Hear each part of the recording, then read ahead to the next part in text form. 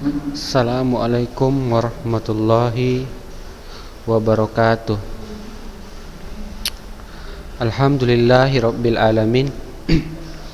Segala puji kita ucapkan kepada Allah Subhanahu wa taala, di mana pada pagi hari ini kita masih diberikan oleh Allah Subhanahu wa taala berbagai macam nikmat,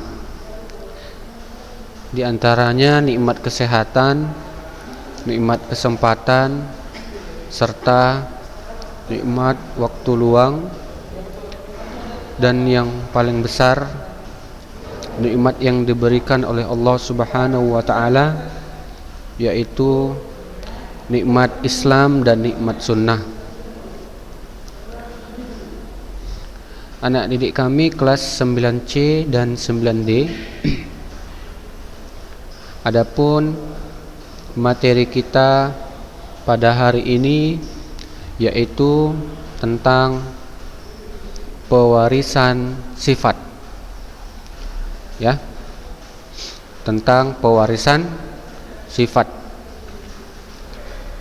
Nah,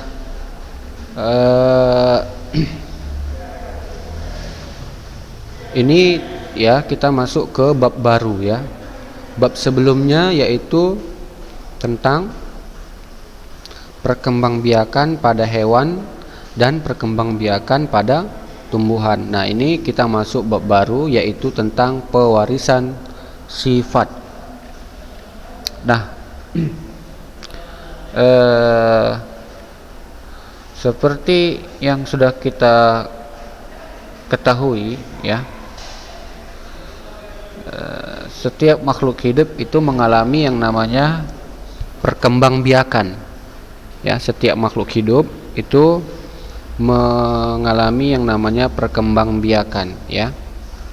Nah, perkembangbiakan itu ya, perkembangbiakan itu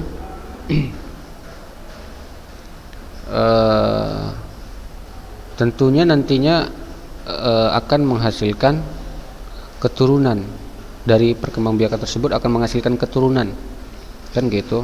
Nah, keturunannya itu kan tentunya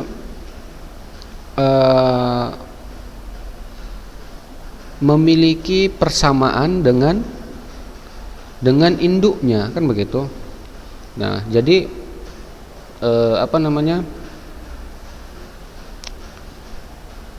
setiap anak ya kan pasti nanti ada sifat-sifat yang sama dengan sifat induknya ya. Nah, jadi itulah yang sering disebut dengan pewarisan sifat ya. Nah, pewarisan sifat ini dia meliputi materi genetis ya. Nah, itu terdiri dari kromosom dan gen ya. Ini akan kita pelajari ya. Kemudian sifat beda.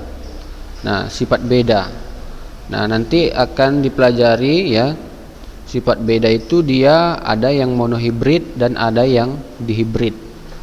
Monohibrid artinya yang dia satu sifat beda. Nah, yang dihibrid dia adalah dua sifat beda ya. Oke. Nah, sini ada pertanyaan. Apakah sifat-sifatmu sama dengan orang tuamu? Identifikasikan sifat-sifat temanmu satu sama lain dan buat tabel supaya mudah membacanya. Apakah sifat-sifat temanmu yang satu dengan lainnya sama? Nah, jadi ya, di sini ada juga kata kunci ya. Ini nggak usah dijawab ya soalnya ya. Ini cukup dijawab di di pribadi masing-masing ya, tidak usah dikumpulkan. Nah, kata-kata kunci dalam pewarisan sifat itu ada genetis, genotip, fenotip, kromosom, gen, monohibrid, dihibrid. Oke. Nah, oke, sekarang kita masuk ke yang pertama, yaitu materi genetik ya. Materi genetik. Nah, ini kita jelaskan secara singkat saja ya. Kita jelaskan secara singkat ya. Nah, jadi manusia, hewan dan tumbuhan mempunyai sifat-sifat yang berbeda ya. Nah, sifat-sifat yang berbeda pada makhluk hidup itu dikendalikan oleh materi genetik atau materi genetis ya, sama itu ya. Nah, materi genetik ini berupa substansi yang disebut dengan gen ya. Berupa substansi yang disebut dengan gen. Nah, jumlah gen itu dia sangat banyak ya. Jumlah gen itu sangat banyak untuk menyeimbangi banyaknya makhluk hidup ya. Nah, kumpulan gen-gen tersebut disebut dengan kromosom ya. Kumpulan gen-gen tersebut itulah yang disebut dengan kromosom. Nah, kromosom akan menempati sebuah sel. Sel tersebut memiliki kromosom yang berbeda-beda. Ada dua macam kromosom yang ada dalam sel kelamin, yaitu kromosom X dan kromosom Y. Pada wanita kromosomnya adalah XX dan pada pria adalah XY ya. Nah, jadi kalau pada wanita itu dia kromosomnya adalah XX dan pada pria kromosomnya adalah XY ya. Nah, sekarang apa itu kromosom? Nah, kromosom adalah apa? Benang-benang halus yang berfungsi sebagai informasi genetik kepada keturunannya. Nah, jika sel yang sedang aktif untuk membelah dilihat di bawah mikroskop biasa, maka akan terlihat benang-benang kromatin. Nah, benang tersebut memendek, menebal dan mudah menyerap zat warna sehingga tampak seperti benang halus. Ya. Nah, setiap spesies makhluk hidup memiliki kromosom yang khas dan tetap, ya. Nah, jadi jumlah kromosom makhluk hidup itu dia berbeda-beda, ya, tergantung jenisnya, ya. Nah, kalau manusia itu dia jumlah kromosomnya 46, ya. 2N ini maksudnya dia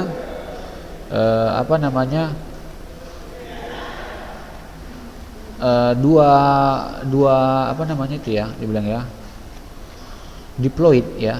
Kalau bahasa sehari-harinya kalau dia 2N artinya diploid, ya. Manusia itu 26, artinya dia sepasang, ya. Sepasang. Nah, kalau misalkan pada manusia dia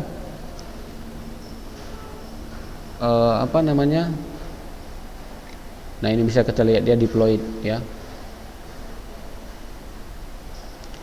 Nah, kromosom diploid terjadi karena kromosom selalu berpasangan, homolog. Maka di dalam inti sel terdapat dua sel atau dua perangkat kromosom, ya. Nah, jadi kalau dia 2N itu dia disebut dengan diploid, ya. Nah, jadi di sini 46 berarti 23, ya.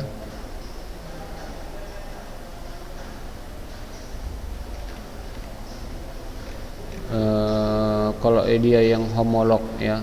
Homolog dia artinya 23 kromosom berpasangan, ya. Nah, jadi di sini manusia jumlah kromosomnya 46, orangutan 48, siamang 50. Nah, ini bisa dilihat ya. Nah, jenis-jenis kromosom.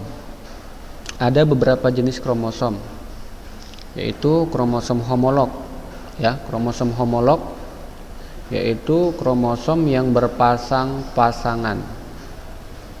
Artinya dia kromosomnya selalu mempunyai bentuk panjang, letak sentromer dan struktur yang sama atau hampir sama. Jadi pasangannya dia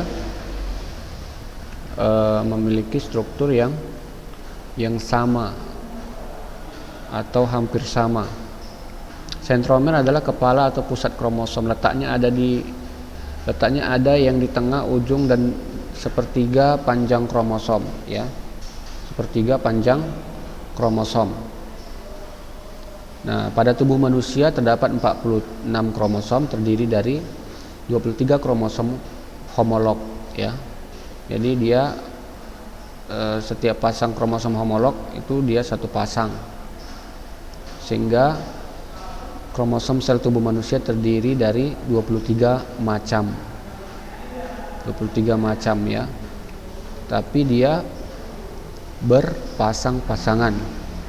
Nah, kromosom diploid yaitu 2N ya. Nah, 2N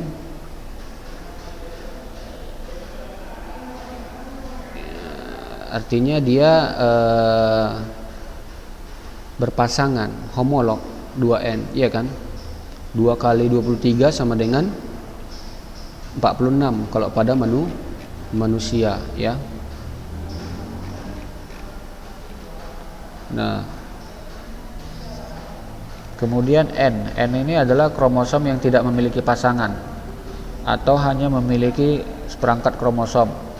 Pada waktu pembentukan sel kelamin, sel induk kelamin membelah secara meiosis sehingga sel kelamin mengandung kromosom setengah dari jumlah kromosom sel induknya.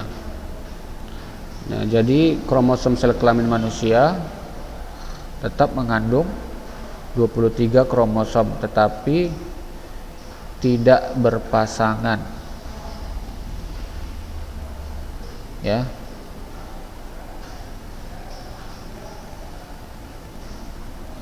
Jadi kalau dia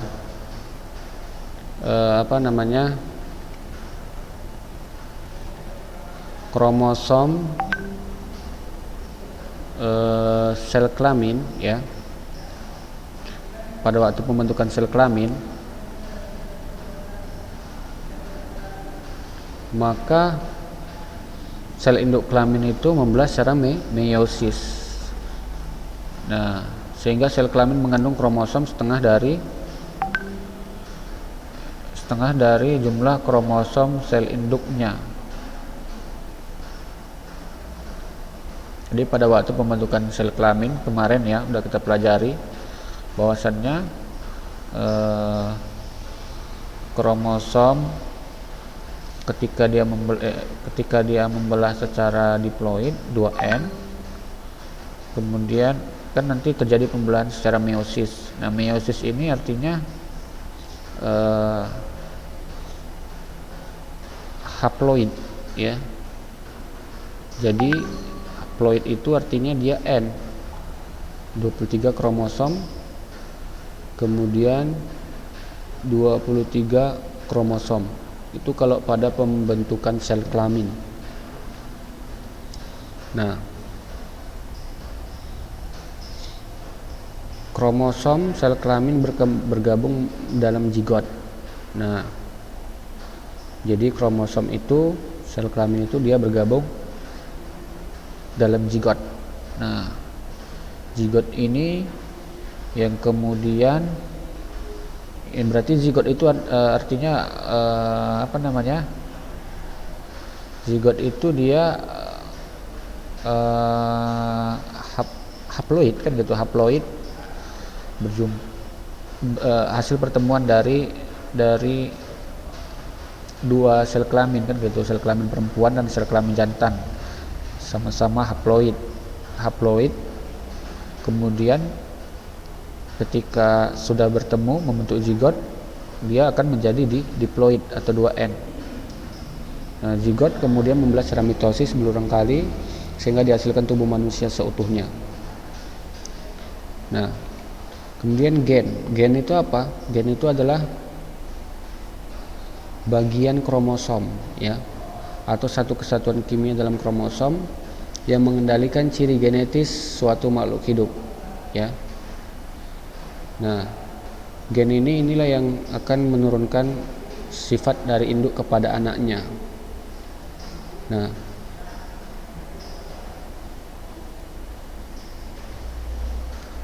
jadi sebelum pembelahan kromosom akan terjadi penggandaan gen di dalam kromosom. Nah, jadi sebelum pembelahan kromosom akan terjadi penggandaan gen di dalam kromosom. Penggandaan gen, pembelahan kromosom, dan pembelahan sel. Ya. Jadi di sini urutannya sebelum pembelahan kromosom yaitu penggandaan gen, pembelahan kromosom, dan pembelahan sel, ya. Nah, jadi susunan gen untuk menentukan sifat-sifat suatu individu disebut dengan genotif, ya. Susunan gen untuk yang menentukan sifat-sifat suatu individu disebut dengan genotif, ya. Nah, genotif ini akan memunculkan sifat yang disebut dengan fenotip, ya. Jadi kumpulan gen dalam suatu individu dinamakan dengan genotif. Genotif itu akan memunculkan sifat yang disebut dengan fenotip, ya.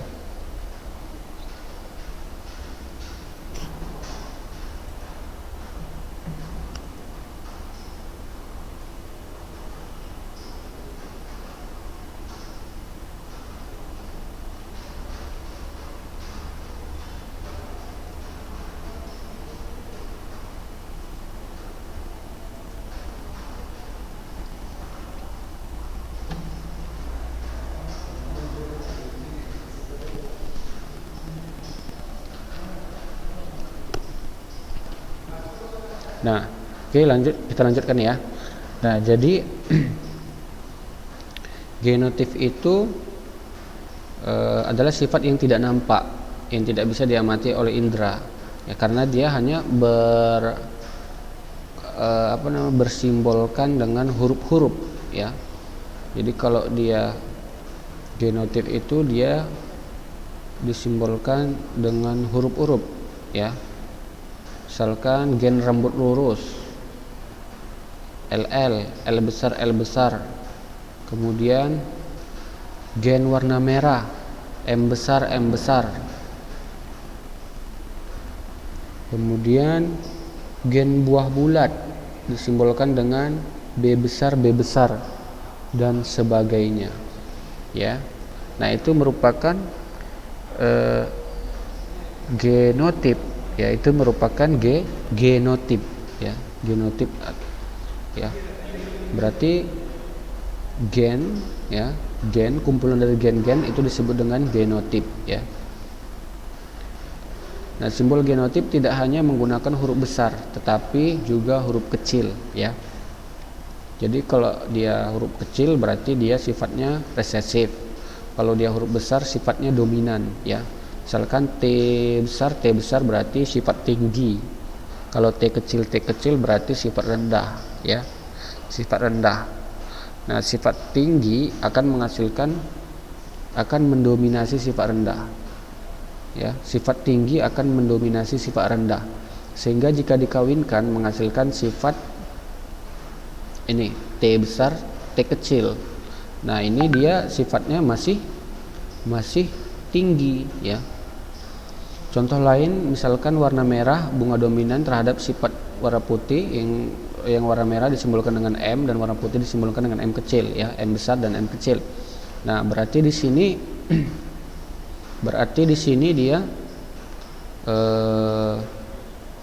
nanti hasilnya adalah M besar M kecil gitu ya, M besar M kecil. Nah, genotip yang tersusun dari sifat dominan saja itu A besar atau resesif saja A kecil ya.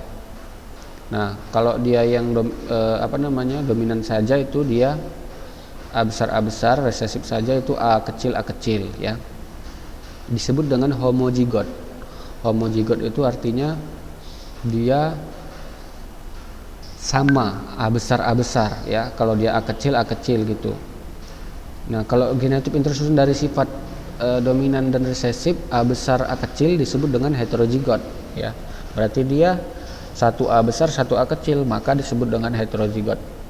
Nah, fenotip apa? Fenotip itu adalah sifat yang nampak daripada makhluk hidup yang bisa diamati oleh alat indera. Contohnya, misalkan rasa buah manis, rambut lurus, bentuk buah bulat, tinggi rendahnya badannya. Nah, jadi rambut lurus itu merupakan fenotip, sifat. Nah, fenotip ini sering disebut dengan sifat. Nah, jadi genotip itu artinya dia dominan kan begitu kan? Ini dominan M besar berarti dia dominan. Homozigot berarti dominan manis. M kecil berarti dia resesif heterozigot ya, resesif heterozigot. Nah, berarti dia asam ya. Kemudian resesif homozigot ya, resesif homozigot berarti dia sifatnya asam. M besar M kecil berarti dia heterozigot, berarti dia manis karena M-nya dominan ya. Jadi M besar M kecil ini dia masih bersifat apa? Dia masih bersifat manis ya, masih bersifat manis. Karena di sini yang dominannya yang nampak kan begitu, M besar M kecil heterozigot ya. Resesif berarti dia kecil, huruf kecil. Homozigot artinya dia sama M kecil. Kalau dia dominan artinya M besar. Homozigot artinya dia M besar dan M besar ya. Nah, sifatnya ini dia tergantung dari sifat dominannya ya. Dominannya itu dia mana? Manis. Kalau dia M kecil berarti dia asam. Kalau dia ini M besar M kecil dia sifatnya manis. Kenapa? Karena dia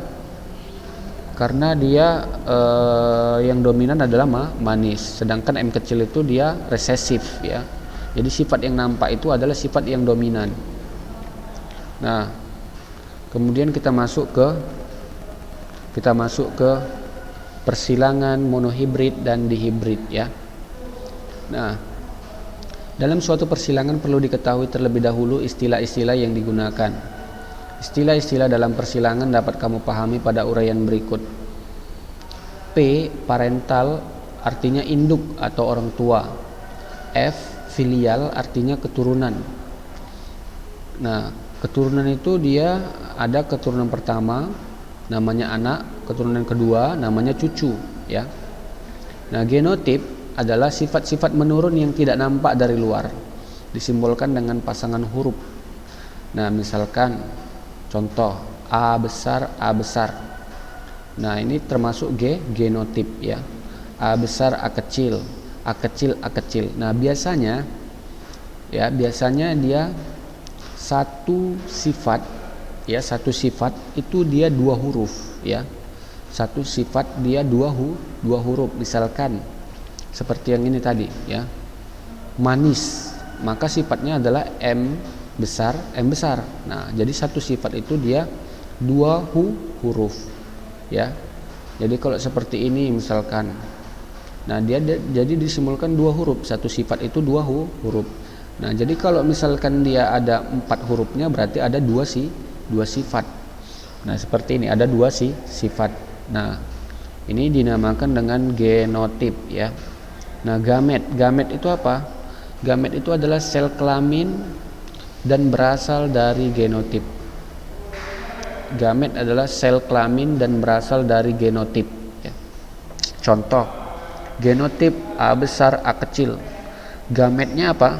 Gametnya adalah A besar dan A kecil. Nah, gamet itu adalah sel kelamin dan berasal dari genotip, ya. Nah, artinya dia gametnya itu adalah apa ya namanya ya? Kalau genotipnya A besar A kecil, maka gametnya adalah A besar 1 dan A kecil 1. Nah, kalau fenotip artinya sifat menurun yang nampak dari luar. Misalkan buah besar, buah kecil, rasa manis, rasa asam, batang tinggi dan batang pendek. Nah, jadi kalau dia buahnya besar misalkan, maka genotipnya adalah B besar B besar. Nah, kalau buahnya kecil, maka genotipnya adalah B kecil B kecil. Atau bisa juga buah besar ini B besar B kecil. Nah, B besar adalah sifat dominannya. Nah, jadi gametnya gimana? Kalau misalkan B besar B kecil, gametnya yaitu adalah B besar dan B kecil. Kalau rasa manis, gametnya gimana? Gametnya adalah M besar M besar dan M besar, atau M besar dan M kecil, kan begitu. Nah, jadi sifat dominan adalah sifat gen yang selalu nampak atau muncul, disimbolkan dengan huruf besar. Jadi kalau dia dominan, dia adalah huruf besar, ya. Disimbolkan dengan huruf besar. Kalau dia gen resesif, ya, sifat-sifat gen yang tidak selalu nampak, baru muncul apabila bersama-sama gen resesif lain disimbolkan dengan huruf kecil. Sifat-sifat gen yang tidak selalu nampak artinya dia kecil, ya, huruf kecil, ya. Gen resesif itu dia huruf yang kecil. Homozigot itu artinya ya tadi, ya, udah bisa, ya, artinya dia sama-sama besar atau sama-sama kecil, sama-sama besar, sama-sama kecil, dan seterusnya. Kemudian heterozigot yaitu pasangan gen yang tidak sama, ya. Heterozigot itu dia misalkan satu besar satu kecil, satu besar satu kecil. Nah, itu dia dinamakan dengan heterozigot. Nah, oke, langsung aja kita masuk ya ke persilangan monohibrid, ya. Persilangan monohibrid itu artinya persilangan dengan satu sifat beda, ya, antara dua individu dengan satu sifat beda. Contohnya misalkan persilangan antara buah rambutan manis dengan buah rambutan asam, persilangan antara ayam berbulu putih dengan ayam berbulu hitam, manusia berbulu putih dengan manusia berkulit hitam. Nah, itu termasuk persilangan monohibrid, artinya dengan satu sifat beda, ya. Jadi manusia bertubuh putih dengan manusia bertubuh hitam dikawinkan, maka akan dihasilkan anak yang seperti apa nantinya, kan seperti itu. Atau bisa juga istri yang bertubuh tinggi dengan suami yang bertubuh rendah, misalkan. Atau sebaliknya, suami yang bertubuh tinggi dengan istri yang bertubuh rendah. Nah, jadi persilangan antar sesamanya itu digambarkan dengan diagram. Nah, jadi seperti itu, ya. Nah, jadi nanti kalau untuk menentukan genotip dan fenotip, itu genotipnya itu dia memakai diagram Punnett, ya. Nah, misalkan ini kita ambil dia mangga contohnya. Mangga berbuah besar dengan genotip BB. Berarti di sini dia ada gen, ada gametnya yang kecil, kan begitu. Dia tidak dominan tinggi, kan begitu, besar, berbuah besar dengan genotip BB, ya. Disilangkan dengan mangga berbuah kecil bergenotip BB kecil. Buah besar dominan terhadap buah kecil, tentukan tentukan perbandingan genotip F1 dan F2. F1, ya, F1 Mesia. Nah, maka di sini induknya tadi kan B besar B kecil. Genotipnya berarti dia besar, dengan B kecil B kecil dia genotipnya adalah B kecil. Nah, ini dia buah besar, ini buah kecil. B buah besar, ya, buah besar disilangkan dengan atau dikawinkan dengan B kecil B kecil. Nah, maka buah besar, nah nanti akan dapat gametnya. Gamet itu artinya ini setelah kita pisahkan gametnya, dia B besar B kecil. Nah ini salah ya, harusnya B besar B kecil, kemudian ini B kecil. Nah nanti B besar itu gametnya, nanti ini F1 nya akan kita buat dalam diagram Punnett tadi ya, untuk memperoleh F1 atau anak ya, anak keturunan pertama ya. Maka B besar B kecil ini dari sini, kemudian ini B kecil itu dari sini. Nah ini dia, maka B pertemuan di sini adalah B besar B kecil, di sini adalah B kecil B kecil. Maka nanti perbandingan genotip ya, perbandingan genotip F1 anaknya, yaitu kemungkinan ada anaknya nanti yang dia berbuah besar dan ada yang berbuah kecil. Jadi perbandingan genotipnya itu dia 1:1. Jadi ada kemungkinan anaknya berbuah kecil ya. Nah, jadi inilah dia yang disebut dengan persilangan monohibrid ya. Jadi ada kemungkinan nanti dia, nah kalau misalkan besar sama besar, genotipnya dia besar sama besar. Nah, kalau dia yang homozigot, maka tidak ada kemungkinan anaknya berbuah kecil. Kalau dia homozigot dominan, artinya sama-sama besar, B besar B besar, silangkan dengan B besar B besar. Nah, oke. Nah, oke, karena waktu kita sudah habis ya, maka demikianlah pertemuan kita pada hari ini. Untuk selanjutnya ya, kita akan lanjutkan ke materi yang berikutnya. Demikian, assalamualaikum warahmatullahi wabarakatuh.